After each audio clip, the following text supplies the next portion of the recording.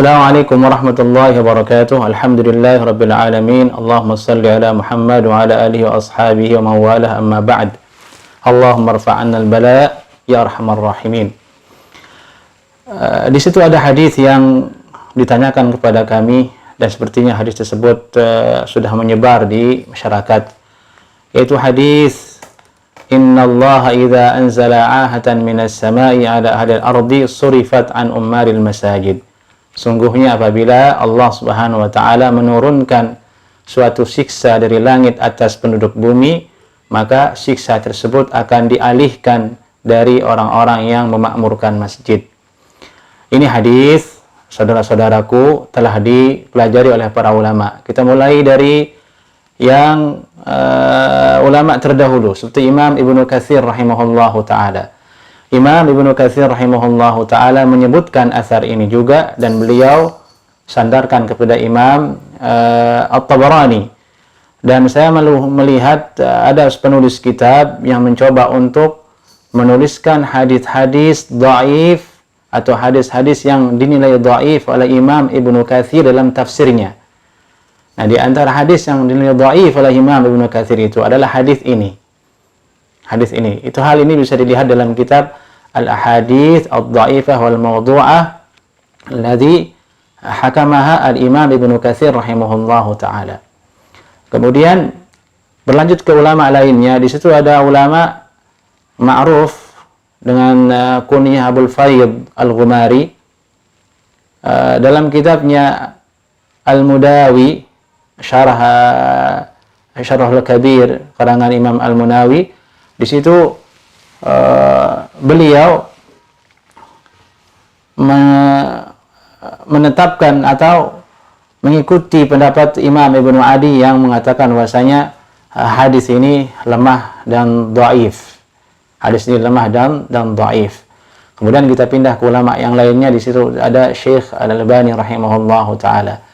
Kami sebutkan Syekh Al-Albani rahimahullahu taala yang terakhir sebagai bentuk nasihat kepada kaum muslimin, bahwasanya kalau kita hanya sebut Syekh Al-Albani saja biasanya orang itu tidak terima. Padahal Syekh Al-Albani itu ulama besar dalam ilmu hadis, diakui oleh seluruh dunia sebagai ulama hadis. Nah, Syekh Al-Albani rahimahullahu taala juga telah mentakhrij hadis ini dalam kitabnya Al-Silsilah Ad-Dha'ifah wal Mawdu'ah. Di salah satunya pada nomor 1851. Hadis ini dhaif menurut beliau. Sebabnya adalah ada rawi di situ yang menjadi pusaran riwayat hadis ini, yaitu Zafir bin Sulaiman. Menurut Imam Ibnu Adi dalam kitabnya Al-Kamal fi Du'afa'ir Rijal, bahwasanya beliau adalah rawi yang dhaif.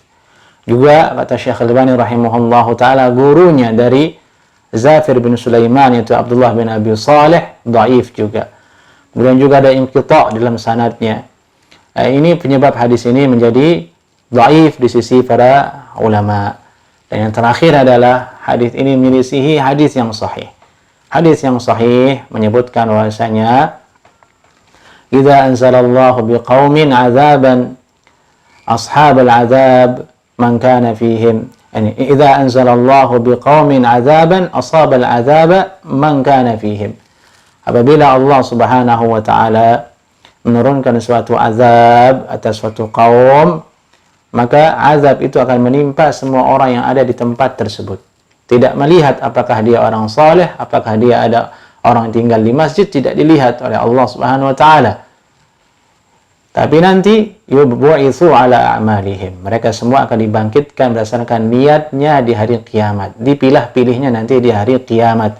Ini hadis diriwayatkan oleh Imam Bukhari. Juga ada hadis yang lain bahwasanya ada sahabat bertanya ke Nabi sallallahu alaihi wasallam, anuhliku wa fina salihun, apakah kami akan binasa sementara di antara kami ada orang saleh? Ya, ini na'am. Rasulullah menjawab, iya, kalian bisa binasa.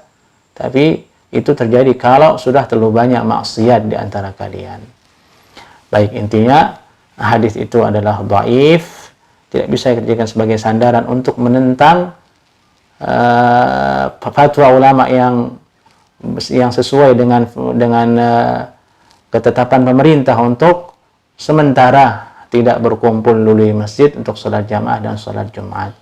Demikian dari kami. Semoga Allah Subhanahu wa taala mengangkat bencana ini dari kaum muslimin dan mengampuni kita semua. Assalamualaikum warahmatullahi wabarakatuh.